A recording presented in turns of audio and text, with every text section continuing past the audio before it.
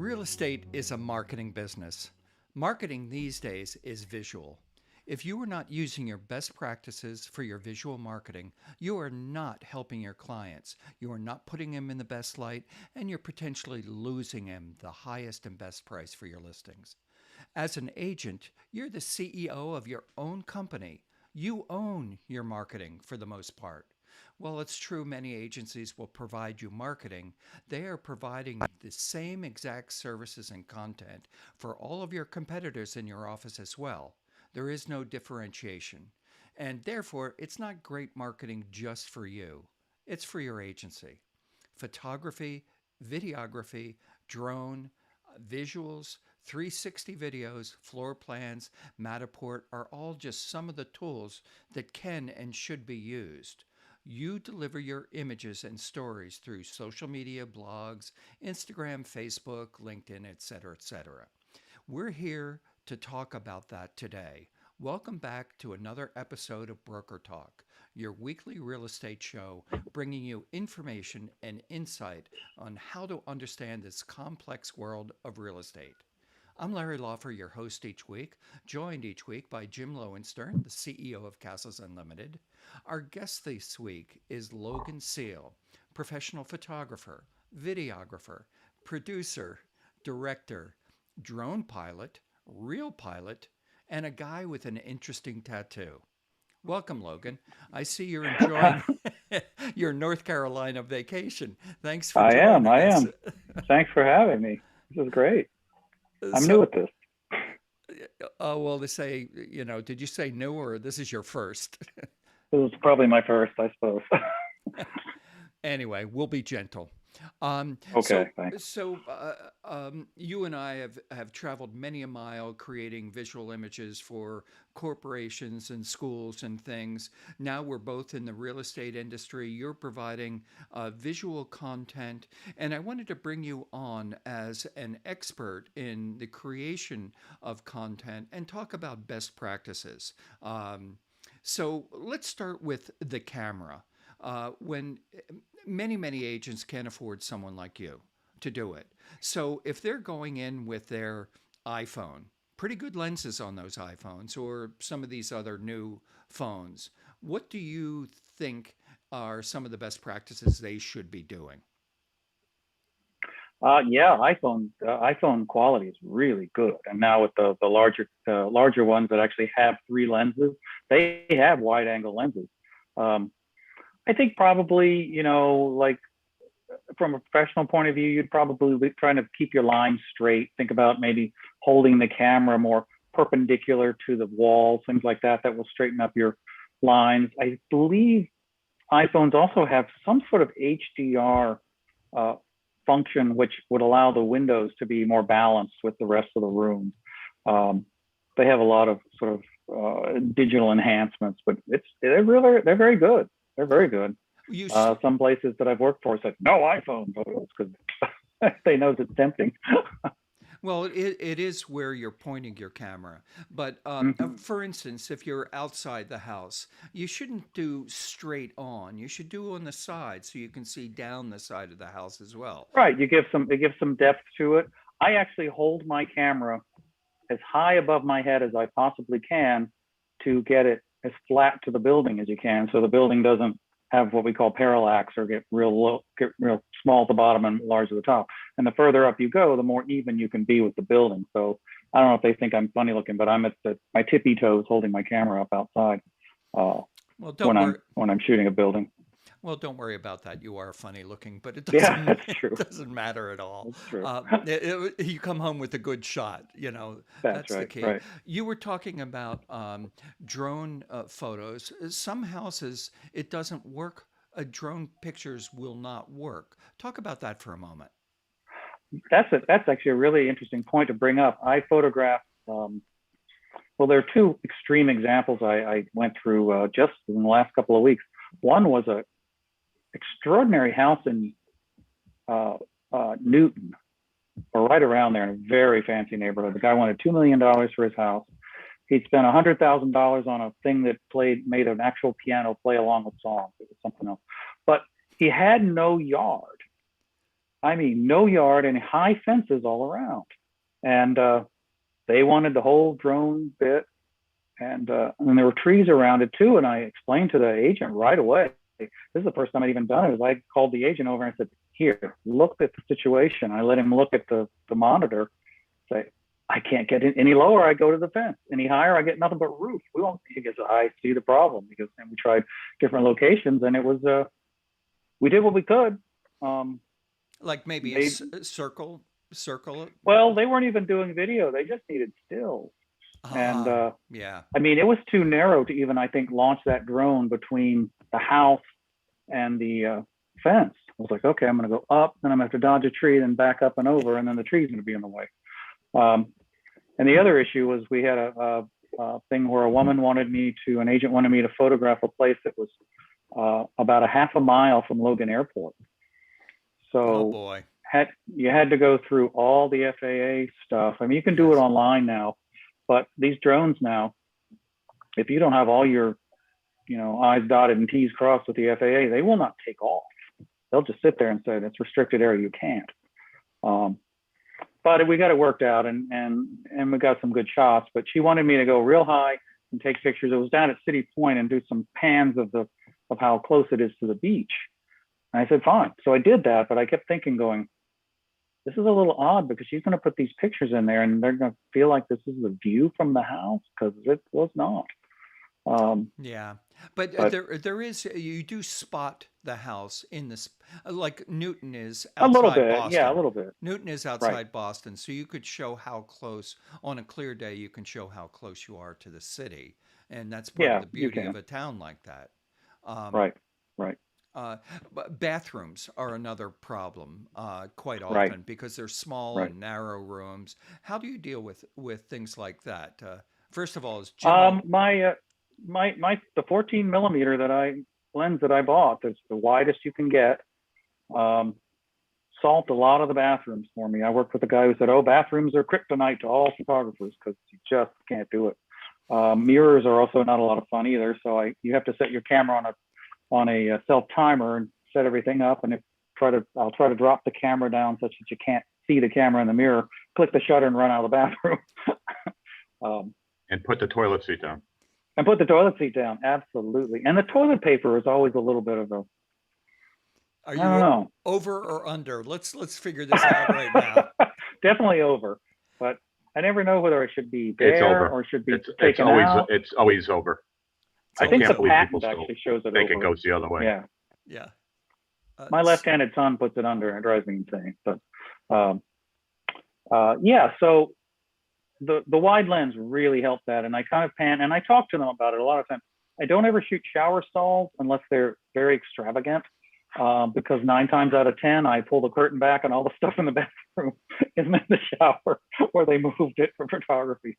Um, so, um, so yeah, So, I think I do a pretty good job with bathrooms. I haven't had really many people ever say anything about it. I'll discuss it with the agent too if I come into a problem. well, when we come What back, about lighting? Let's Um, talk about like sunny days, certain times of the day, shadows. Better to do the it on a slightly ideal, hazy day. interestingly, recently with all the rain we've been having, it's been really good for the houses inside, because to balancing the light inside versus outside has been real easy. And these guys have been getting really nice pictures with nice green grass and outside. I tend to tell people when we shoot, let's try to shoot between say 10 and 3 and 4, because on either one of those sides, the light can get so long that it comes in all the windows, and then we have to decide whether we want to close the windows. I tend to not like to get sun shooting into the room, because it puts an uncontrollable bright spot in the room, and there's just nothing to do about it. sure. So I'm a Well, big fan of doing that. let's follow that a little bit further. Let's break Uh-huh. for our first ad. When you are searching for a new home, you want to be working with a realtor with years of experience, a professional with intimate knowledge of the communities that you are considering moving to, and someone who really wants to represent you as a buyer in what is probably the largest investment you will ever make in your lifetime. The realtors at Castles Unlimited want to be your choice when you're ready to make your next move. Please visit us at castlesunlimited.com or call us anytime at 800-967-3561. The realtors at Castles Unlimited are here to help your next purchase, lease, or sale of any real estate the easiest decision you've ever made. Start your search anytime, 24/7 at castlesunlimited.com. Welcome back. We're here with Logan Seale talking about best practices in visual marketing. Logan, tell us about Luminaire. It is a new. Well, I should say it's a piece of software that enhances photos, and it does a great job with them. I got to say, I'm not I'm not one to kind of push the button, and I'm usually one to say, okay, we can do this in Photoshop. There's just of course you can do it in Photoshop. You can do everything. But this does this remarkable job of working with raw files and just doing. I have an example on my website of literally pulling clouds out of a sky where you couldn't see them, and it just enhances everything. It uses some AI, and it can actually replace skies. And they try to replace the sky with something that makes sense. So the application there is if you're there at a bad day, you can take out that sky and you can change Absolutely. that sky. Right. Even that's on a the real good benefit. day, it can do it. Yeah, exactly. So it can enhances greenery. You can put in a little bit of sunlight if you want. So it's been really remarkable. And I did a presentation for a networking group once, and they asked me, well, why are you? Isn't this not fair because you're not showing the place as it is? And I said, well, within real estate, people aren't going to come anyway, and they're going to see it. The idea, I think, with the pictures is to bring people to come. I think a lot of times we talk about how you make the picture look like someone would see it when they get there. So yeah, I always thought it made sense to make the picture look as good as it possibly could, knowing that people were not going to buy it online. They were going to come see it, and they could make the judgment for themselves. But there are a lot of sales being made online now. So right. Do you think, does anybody buy anything without seeing them at all? I just closed one today. And Did lease. you really? Wow. Yeah. And lease. Yeah. Yeah, I mean, people do that all the time, especially investors. And aren't you working Oh, for some investor groups right now? Talk about that for a moment. Well, it's funny. I work with a company that hires me, and this company just buys properties sight unseen and then sends me in to photograph them, and they can be in really rough shape. There's been a couple of times I didn't get there before the building was condemned. I walked in, there's a big silver padlock on it. Or something is held, they're not very happy places, but God, I think it's an Indian company, but yeah, they go in and buy these places, and you go in and do the best you can with just sort of featuring what's there. They ask for a few different things. They make sure the cabinet doors are closed, and you get in there, there's no cabinet doors, things like that. So Logan, let me ask you, is there actually a shot list when, if you're approaching, say it's a 4-bedroom, 2-bathroom house, 2,200, 2,500 square feet, do you take 30 pictures? Do you take 90 pictures? Well, when I work for these companies that hire me to go and I submit the photos to them, there is not a list, believe it or not. There's not a list of photos, but there's a number of photos, and I've run into this before, and it's a little frustrating. I've gotten things where, but I've gotten to I started telling the agents, saying, look, it's a 2-bedroom, 1-floor condo, and then I owe them 35 photos, and I'll tell them, look, I owe you 35 photos here, and I don't want this to be a misunderstanding, but it's going to be tough to get 35 out of this, meaningful. And they're like, yeah, that's fine. 35, they want to just fill up and have enough. Yeah. Talk a little bit about the video parts because we've been talking just photography right now. The video part is pretty exciting. I opted to get a new camera after my digital camera was 10 years old, which, as Larry knows, is 1,000 years old in digital camera. So I opted for a smaller mirrorless camera so that I could use a reasonably priced powered gimbal that stabilizes on 3 axes, so you can walk and the camera tracks exactly straight. So I'm pretty formulaic with it. I learned this from another company that I was working for, of very formulaic call and answer. You walk slowly into a room, cut it, and then you pan back across the room. So each time your eye is satisfied with what it sees. It makes sense to go from, oh, I'm in this room, oh, I get to look at this room. And it works beautifully. You just have these nice straight shots in, and then you pan around. And you just go to the next one and the next one, and then just put them together with nice fades, and it works beautifully. And so sometimes, how about the music? The music is, when I'm working again for these companies, they provide the music. Okay. I have some. You know, some of it's free, some of it costs you $7 or $8, but yeah.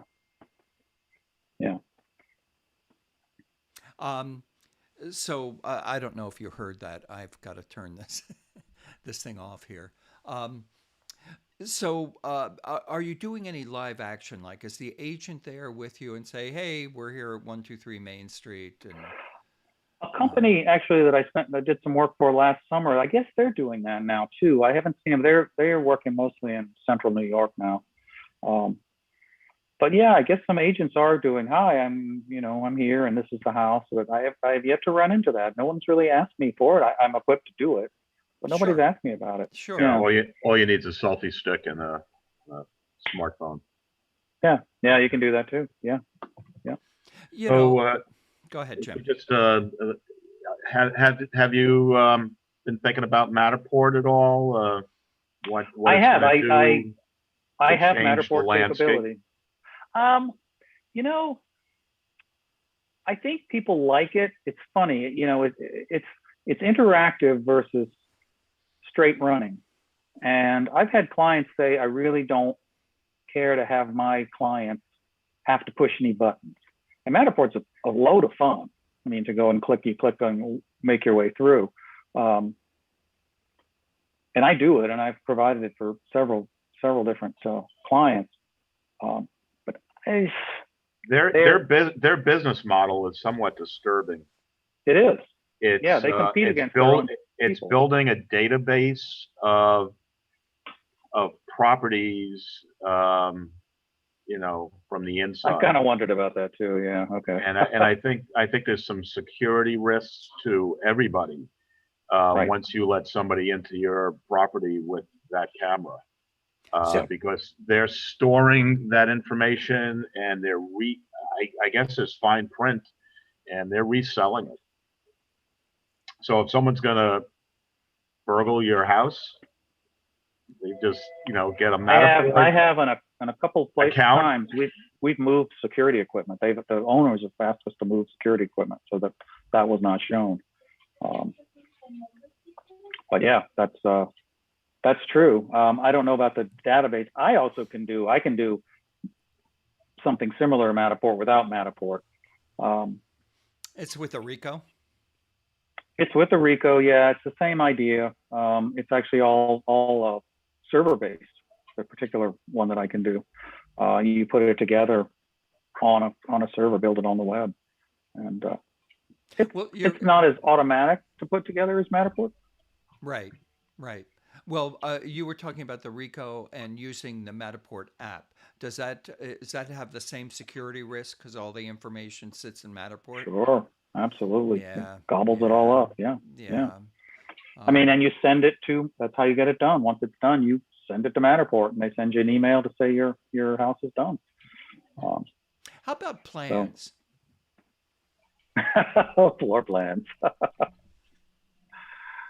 Floor plans are dominated, from what I can tell, by a company called Cubicasa. And it's an app for your phone, and it works beautifully. And I've sold it on the spot to agents right there when they get their tape measures out, and I say, I can do a floor plan for you. And what's it called? Oh, QB? QB Casa. Yeah. Just the letter With a- Q With and a a letter with a C and a K. CUBIKASA. QB Casa. Yeah, one of the companies I work for said, "Hey, you want to start doing floor plans?" And I said, yeah, sure." And I said, "Is it driven by QB Casa?" He goes, "Yep." I'm way ahead of you. So Well, yeah, it's understanding technology and all of that is critical in every aspect of this business. Let's get back to that after we do this next ad. We'll be right back.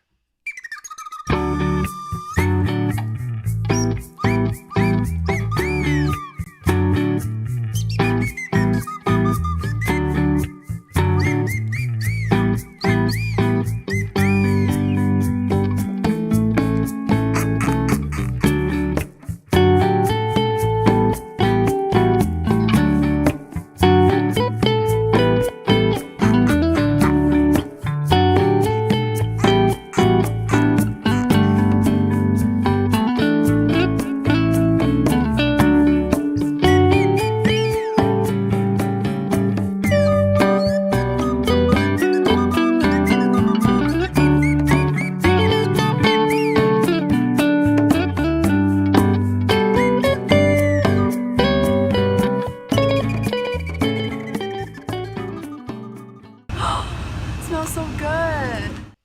Welcome back. We're here with Logan Seale, who's going to explain to us where you take your photograph or where you create your image from, whether it's high or low, makes a difference. yeah. I think though I've had agents tell me they don't want pictures of bathrooms or pictures of toilets or anything like that, just leave it out. Yeah, I learned that just simply dropping the camera down on a tripod, again, keeping it straight, allows you to just get that top of that toilet just so that people know it's a bathroom. And you got to kind of work that a little bit. If there's something great about the countertops or something like that, you should do that. Then sort of on the flip side is you do want to show the countertops in the kitchen. So I tend to just pop it up a little bit more than usual and kind of get more of a floor-based shot where the cabinets are, or the countertops are. So you need to see whether yeah. it's gas or electric, the stove Yep. and those kinds of things. Yep. How much Yeah, counter exactly. space. So here's People like here's big kitchens. one of my pet peeves. So people often are shooting this way. Shouldn't they be shooting that way? Tell me.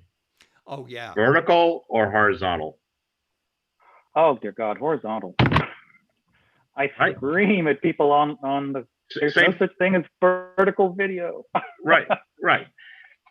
So yeah. Turn the damn camera. And what about bracketing? Like how many shots should you take before you move on to something else? Well, because of the nature of the file that my camera produces, unless the client is specified they want HDR, the high dynamic range merge, I shoot one time because I know that the raw files that my camera produces have 5 to 6 stops of latitude. So if I miss a little bit, which I won't, but if I miss a little bit, it's instantaneous to fix. Yeah, I'm not talking about exposures and stuff like that. That's way over my head. I'm just talking about angles in a room. Yeah. I generally cover a room. I'll go to all 4 corners if I think it makes sense. Very often I don't go to the corner. If I'm going to leave one out, don't go to the corner where the back of the bed is, because then I end up nothing but a big bedscape, which I don't find very useful. I shoot a lot in the kitchen. Anything that looks expensive and I've spent a lot of time on, I will shoot quite a few pictures to just go around. I'll consider, the other thing I like to consider is, because my lens is so wide, I can do a lot with it. I'll shoot just the room, but then maybe I'll pull back and swing a little bit, and I can still get the entire room, and I can also get the entrance to the room. So if someone wants a feel of, oh, that's how I get into this room, I see that down, that helps a little bit too. So yeah, I know I'll shoot as much as I need. Has there ever been a house you walk in and you go, I can't take any photos here? but I don't have that option. I've walked into places. I'll take the photos, but these are absolutely worthless. I can't move the bong. I can't move the kitty litter. There's not enough time in the day. It's a quarter, whatever. I've gotten to places where they said, well, the agent told me to clean up or tidy up, and she's done one room. I'm like, ma'am, I can only be here an hour. That's I have to move on. I got other places I have to go. So we do what we can.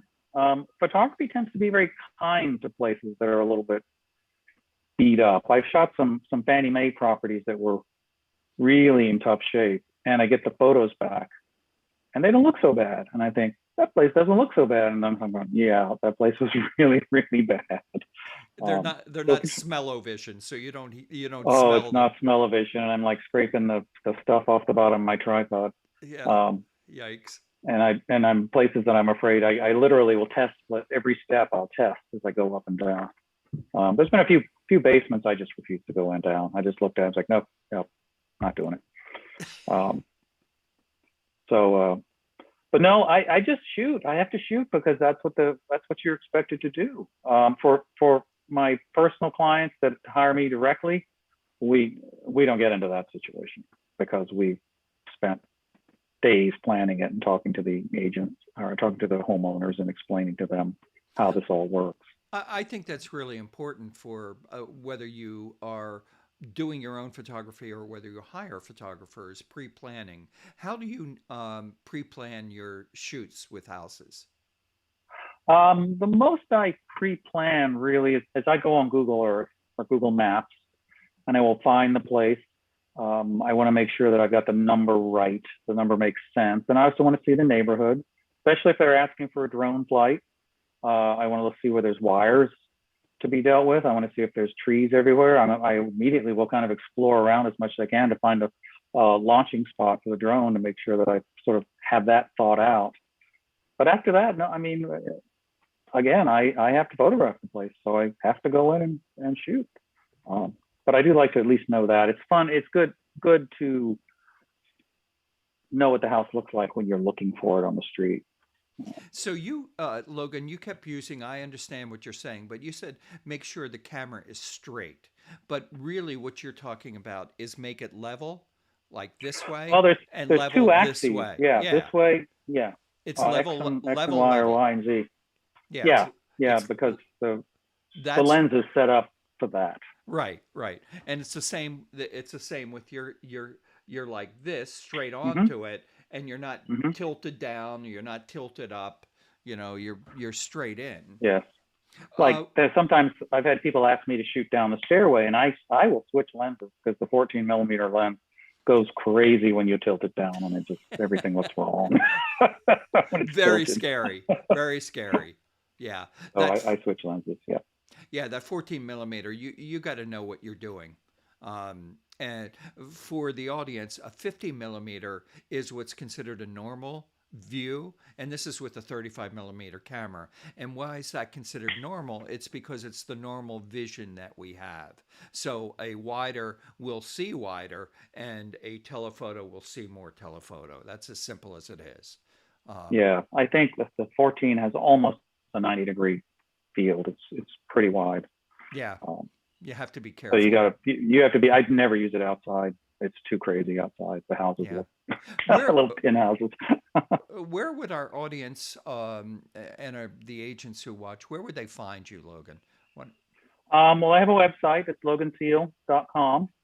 And then the section of that, if you go there, you're going to see a real estate section, but you can also go directly with loganseale.com/real estate with a dash between the two words. And that'll take you right to there. And there's some examples of how well the enhancement we can do and the floor plans that we can do, and a Matterport versus a virtual tour that feels the same as the Matterport, but it's not using Matterport technology. Video walkthroughs, some nice aerial drone things, some very simple drone shots that just sort of put the camera where you'd like it. The aerial part becomes secondary. It's just that's where I want to shoot the house from. So yeah, quite a few things. Were you a better drone? Was it easier to learn the drone because you're also a pilot? I didn't have to do the whole Type 107 certification. The companies that hired me, like, oh, do you have a 107 certificate? And I said, no, I have a private pilot's license. I said, okay, that will do. The biggest part is just not flying in airspace that's You're not supposed restricted. to That you're not supposed to be. Yeah. be. Yeah. Jim, any other questions for Logan while we have him here? Or are you just sending fan mail to some flounder there? Not today. So I did tease. You want to show the tattoo? Is it still looking good? Oh gosh, it's sitting a little bit. It's a little faded from the sun. Oh yeah. Yeah, Larry videotaped that whole process. It was fun. The only guy with a Long happy time face. ago. That was many years ago. Well, many years ago. Yeah. I want to thank you for joining us. And by the way, we have new theme music. This is written by Cameron. We'll be talking to her later. She's an excellent, and I just love this music. Thanks for joining us for Broker Talk. Next week, we'll be back with another great show.